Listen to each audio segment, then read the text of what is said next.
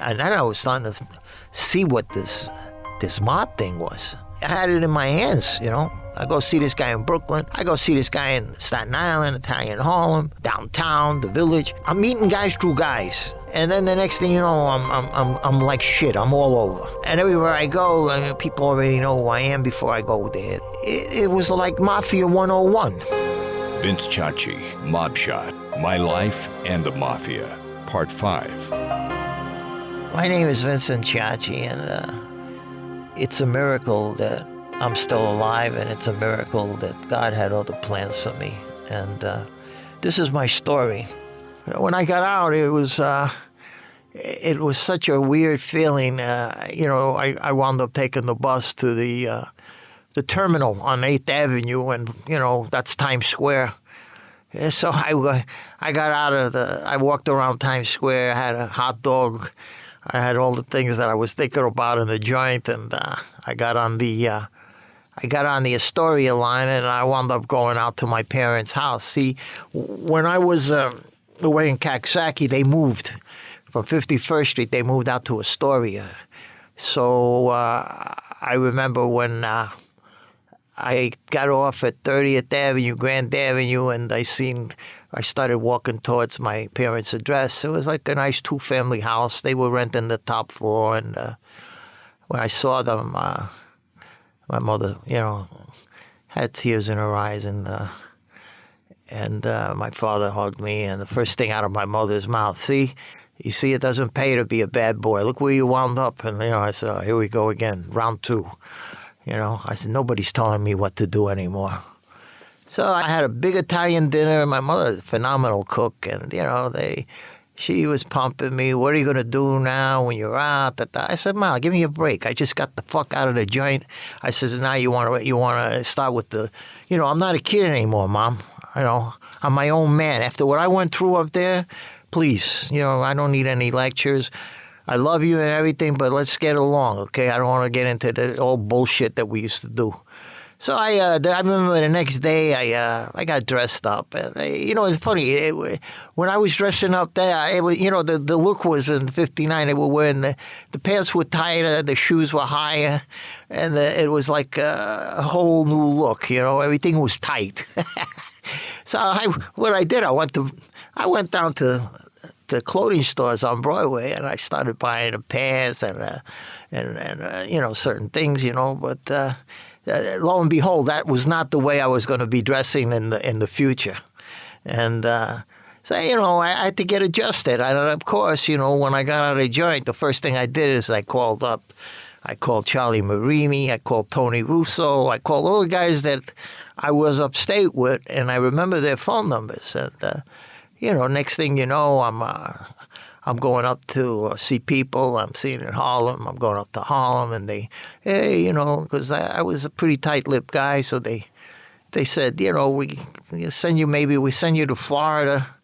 And before we went to Florida, you know, I hadn't had sex in 2 years. I mean, you know, I had quite a bit of ladies before I went in, but I mean, I met some ladies before I went to Florida due to these guys that were unfucking real. One was better looking than the other, and I started to get back into the groove again, you know, and I go down to Miami Beach, and I'm at the Sorrento, right next door to the Fontainebleau, and I go down to the pool, and I see this gorgeous girl, man. She had legs like Betty Grable, and I went over to her, and I started talking, and I found out she's an Italian girl. She lived in Mel Basin in Brooklyn. It was like a new area being constructed with homes and everything. And she was there with her brother Anthony.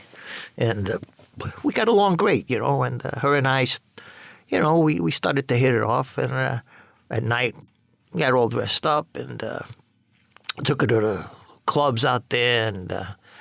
And I'm going to tell you a funny story. I don't know if I should say this, but that's, you know, I want to keep it real. So we were getting into it one night. You know, we had just come back from the clubs, and I started to have sex with her, and I fainted.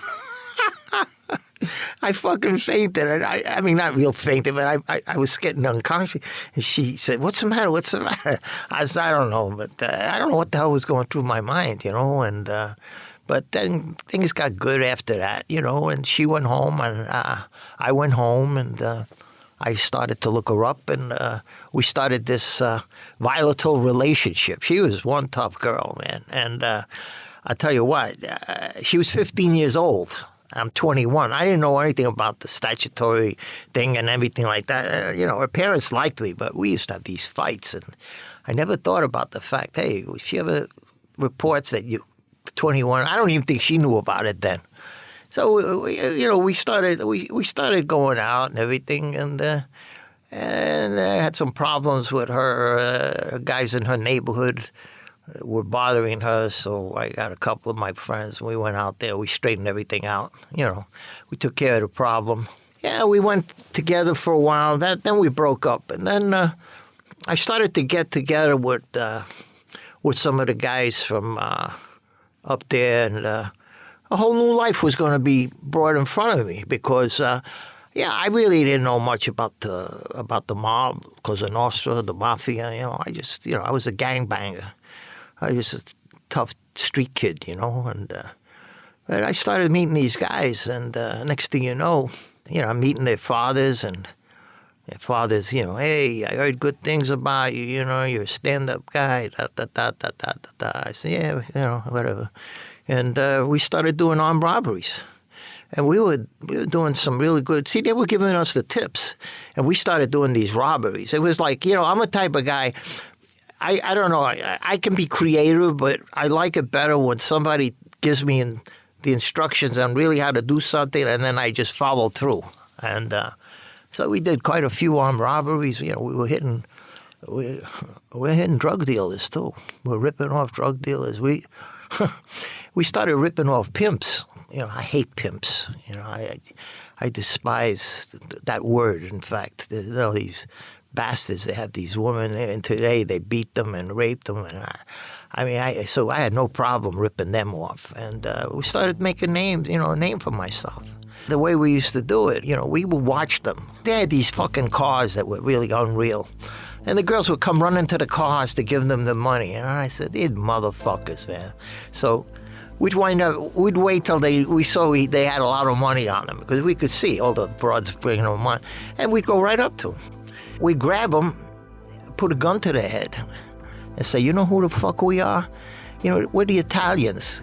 You don't fucking exist anymore, you cocksucker. Give us your money, and we might be back. So make sure you got a lot of money in your pocket. Well, we did that for a while. And we made a lot of money that way.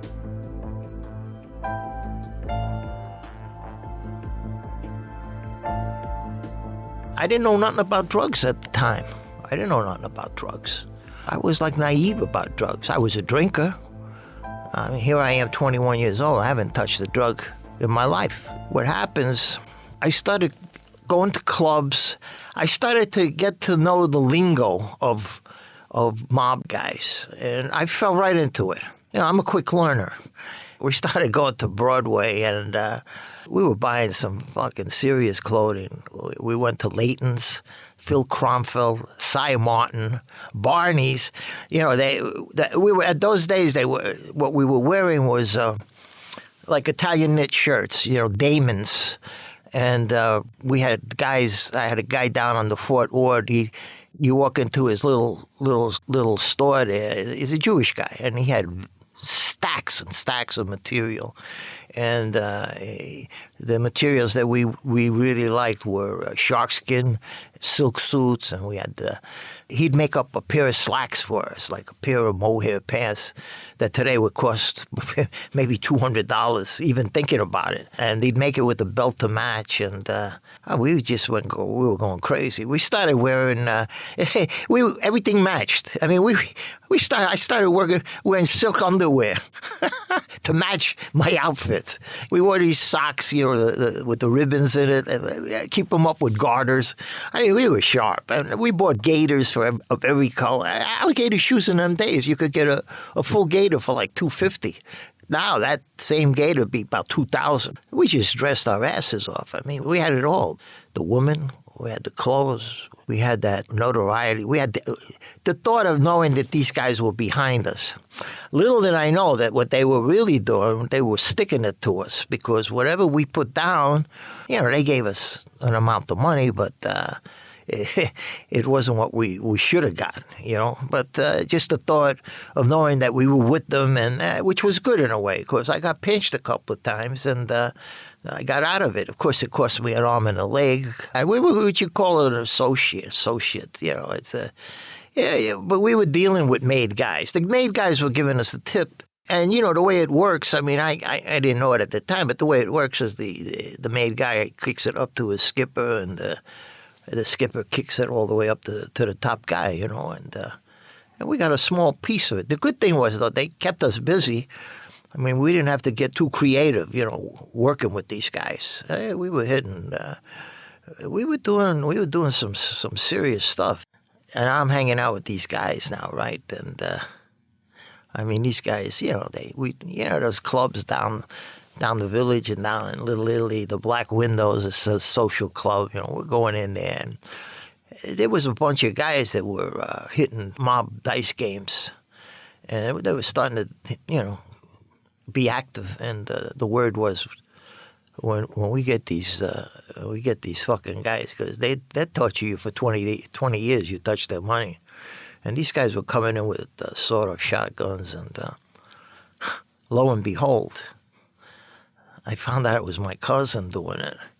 A little greaseball kid. I remember he came from Italy before I went to Ciacci. He wanted to hang out with me and these guys from the neighborhood. He's a little wet behind the ear kid. He came up from Italy with the short white pants and the white socks, that's the way they dress. And right away he wanted to be a tough guy. But I went away. I come back and I find out this guy's running the neighborhood. He was a boxer. A real good boxer, real tough kid, and he started robbing. He started robbing all the time, and then he calls me with this greaseball accent.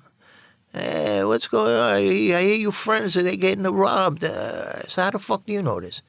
Hey, little bird. I said, put two and two. I said, let me ask you something. Are you fucking telling me? You worry too much. I said, let me tell you something. If they find out that you're my cousin, I just found out about this. If they find out I'm your cousin, I'm going to get hurt. I said, you're going to get hurt real bad. Don't worry. He was crazy, this fucking kid. And, he died just recently. He was an animal, this kid. I mean, he made me scared. And a little punk kid. And this was going on for almost a year. And I'd be going to these clubs. And I'd be starting to look at people's faces. If a guy didn't smile at me, I got nervous. I'm thinking, wait, maybe they know me. And then this fucking kid, and I told him, I grabbed him. I said, you know what, you got to stop this shit. I says, because you're going to get me killed. And it was a fucking year of, man, I couldn't sleep at night. This fucking kid, man. I mean, and then it all stopped. They never found out who did it.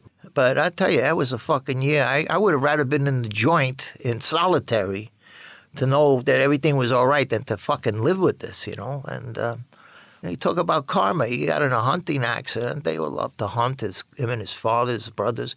And somehow he got shot.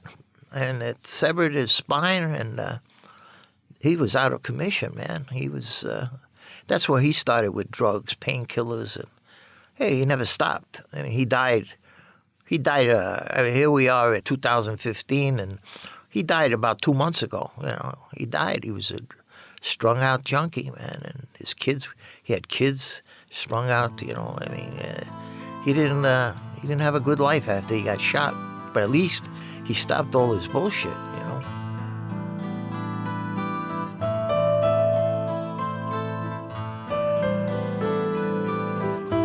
We're going with these guys or meeting these guys, and there's a guy that was up there with us, Johnny G. I don't want to give you his real name because he's a big shot.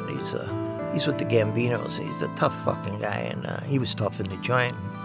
Then I found out his title. I said, no, I'm not surprised. Because this fucking guy was something for a young kid, And I started doing business with his cousins.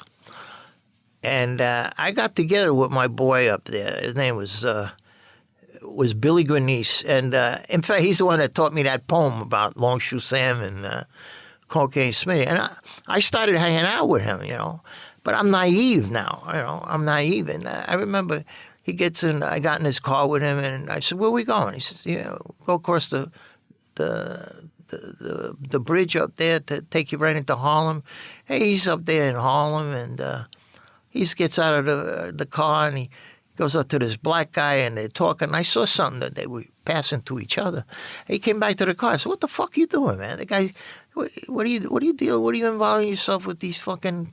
Look at these guys. Are you crazy? I said, "Yeah, I just had business to take care of." Well, I'll tell you something. I was so fucking naive. I didn't know. I knew he was up to no good, but we were in his house one day, and we were going to go out, do something. And all of a sudden, he's in the bathroom, and I'm calling him, Billy. I said, "What the fuck's the matter? I'll be right out. He's in there 20 minutes.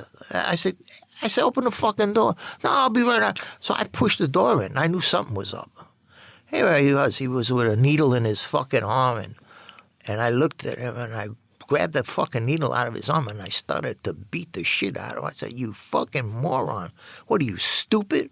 What the fuck are you doing with your life, man? You're Italian. You ain't supposed to be doing this bullshit." Well, guess what happened? He was the one that introduced me to heroin, So one night, I didn't want to see him do this shit anymore. But one night, I was going out with this girl, Lillian, right, from the Fort Ward. And we were fighting, and I was miserable, and we were cheating on each other. And, my drug of choice in those days was booze. Now, I'll never forget it. We're in Billy's house. His mother was out, I guess. There was this guy, Massey. This other guy, Mikey the Jew, he was there. And another guy, I forgot his name. There was 4 guys there, and they had this glee in their eye, and all of a sudden they pull out this top of a can or whatever it was, and they start, they put this stuff in there, babanya, heroin, and they put 4 or 5 bags in there, and they put some water in there, and I'm looking at these fucking guys, and I'm like, what the fuck is so? Look at them, they like fucking, they can't wait to. And I was so pissed off. I was so disgusted with what was going on with me, and I grabbed it. It was a cooker. They call it a cooker. I grabbed the cooker, and I put it in I said, "You guys, I want a taste of this." And Billy, "Are you out of your fucking mind? Get the fuck out. Get us that." Now, if I figured it out, if I would have dropped that thing, they would have killed me. And I told Billy, I said, "You ain't getting this fucking thing until I get a hit. You got to, what are you, crazy? You don't want to start doing it." I said, "Hey." I said, "You give me a fucking." So it was called like getting your wings, and he didn't put it in my vein. He stuck me in the arm, in the skin part, and 20 minutes later, I felt this feeling of. I said, "Whoa, what the fuck?" And I said, "Fuck Lillian, fuck everything. This is beautiful, man." And that's how I started my road. Then the next thing you know, I'm going up to Harlem with him, and we're scoring like nickel bags. I'm going back, we're shooting up and everything. And I was into heroin. But yet, I got to tell you something. I had become a control freak, just like my mother was. I controlled everything. And I remember that, I saw guys on the street, strung out junkies, like all the guys that were up in the joint, they turned, the big shots up there, they turned out to be strung out, dirty junkies, man. And I said, "There's no fucking way. I love clothes too much." And so what I would do, I would go up to Harlem by myself and score. And I used to wear like a sweater, jeans, and construction boots, and I used to wear this sailor hat, not with the brim up, with, you pull it all down. It's like, it sort of covers you in a way. And that was my junkie uniform. And I'd go up, I'd score my stuff. I'd go home, I'd get straight, take a shower, get all decked out, put on a suit, looking like $1 million. I'd go down to Little Italy because I was doing business with these guys. And they never caught on that I was doing drugs. And I remember I used to like nod once in a while, and he said, "What the fuck is wrong with this guy?" He said, "Don't you sleep at night?" I said, "Yeah, I do."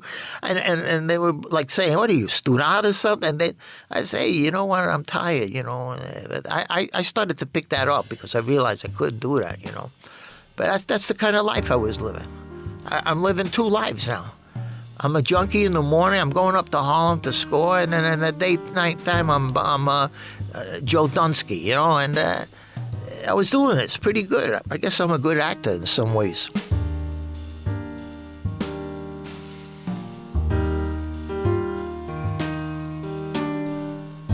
What we did, you know, this is sad to say. There was a peak in my life. It was like from being a top guy dressing, and then we wound up with the drugs. I wound up doing small time shit, and you know, doing armed robberies. And me and this kid Jimmy Zaffarisi, we by the way, I love Zaffarisi, but I lost his number and I didn't get in touch with him. I was so pissed off. One day we're going to the wagon wheel, and who's the bouncer there? Jimmy Zapp.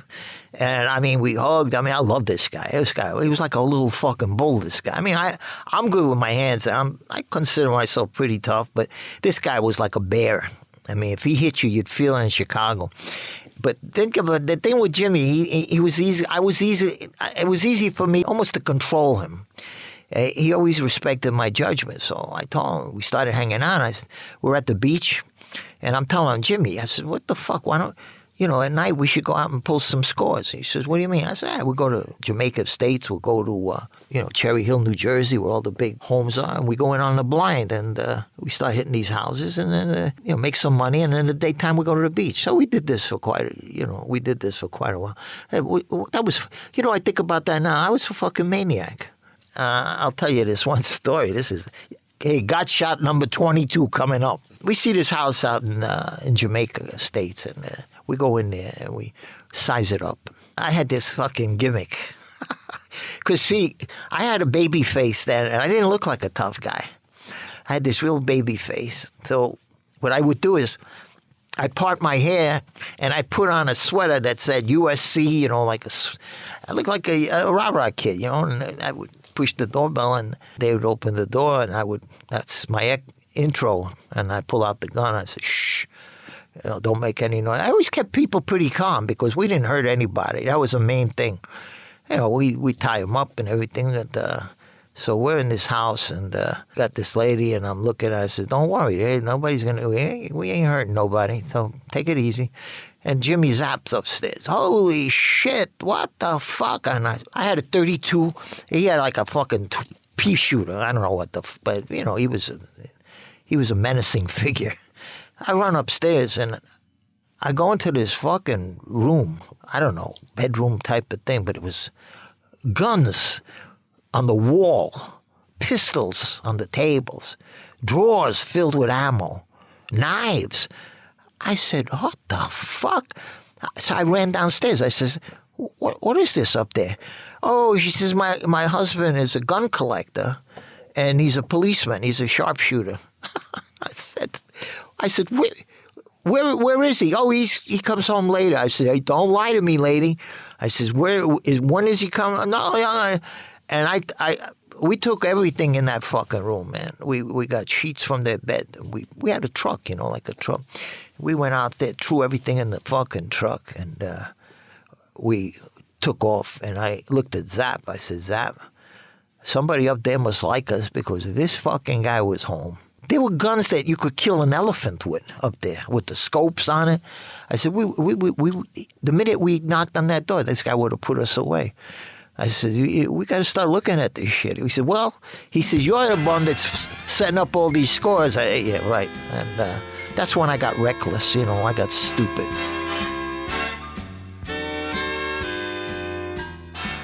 I went through so many different phases. I went through phases where I was with the big boys, big time. Then I slouched down a little, did stupider things, and back and forth. And, you know, the drugs didn't help, you know. The drugs and the drinking didn't help. You know, like, I put down this score with a few guys from downtown, from uptown, you know. So when I went uptown to see this guy, his name Johnny Pecorara. When I went up there, I was, confronted with these guys, and they told me, we heard good things about you, you're a stand-up guy.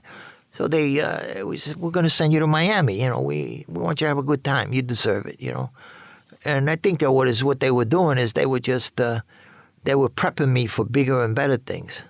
So when I went there, I already had connections in Florida, which I didn't even know. And I went to Jimmy Hoffa's place, the Castaways, and I went to all the clubs out there. And when I went to the clubs, I mentioned certain names, and I had everything was laid out for me.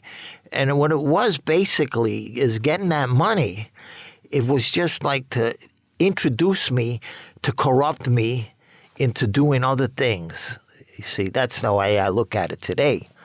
I mean, then I was naive, and I was thinking, wow, look at this. And then I was starting to see what this mob thing was.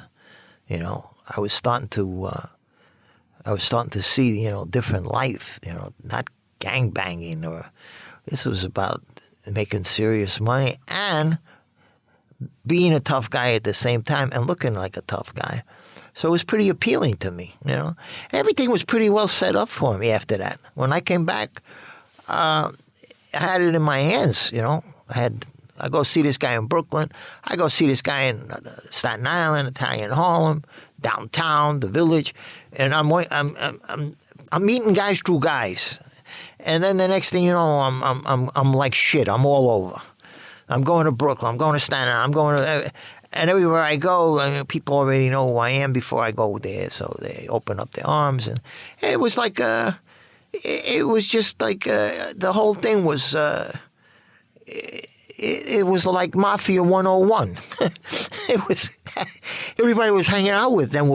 They were all tough guys, all my wannabes and associates, and I met a lot of the made guys, and I got along good with everybody, I outlived a lot of my friends that didn't make it because of their, you got to know, like I did with the kitchen. You got to know, what is that, Jimmy Rogers? What is it?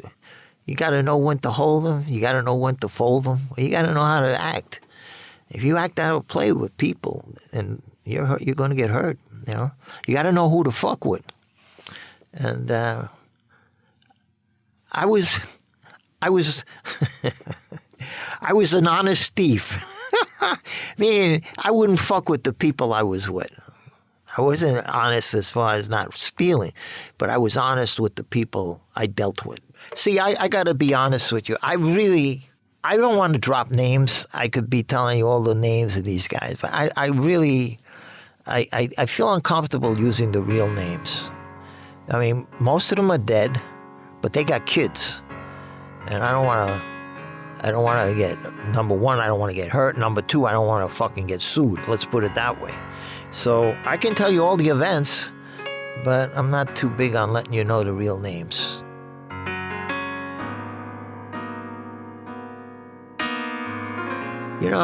It's ironical. I wanted to be a made guy so bad. I would have done anything to get my button. And little did I know that everything that I did that was worthy of being made, I would fuck up, go 10 steps backwards by getting into fucking fights all the time and being crazy. I was getting the reputation of I was nuts, that I could be dangerous. And that wasn't too smart in those days to be dangerous, because a lot of dangerous guys that I knew got whacked. The guys that are the big guys don't want to be around people that are threatening. And I wasn't threatening them, but, they weren't very comfortable with me. So, lo and behold, the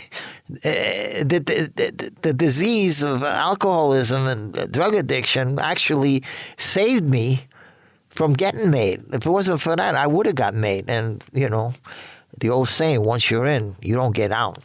And, my mentality today, it's got nothing to do with any of that stuff. I'm trying to be a good person today, hard worker, and a good father, and a respectable person. I actually have a lot of people that really like me, where there were a lot of people that pretended to like me.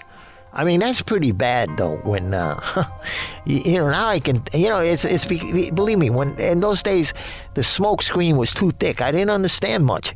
But to really look at the picture, I mean, how fucked up could I have been where my own people that I'm making money with want to kill me? I mean, that's pretty fucked up, isn't it? Mobshot, the podcast, is courtesy of Blackstone Publishing. Mobshot, the audiobook by Vince Ciacci, available for purchase wherever audiobooks are sold, including Amazon.com.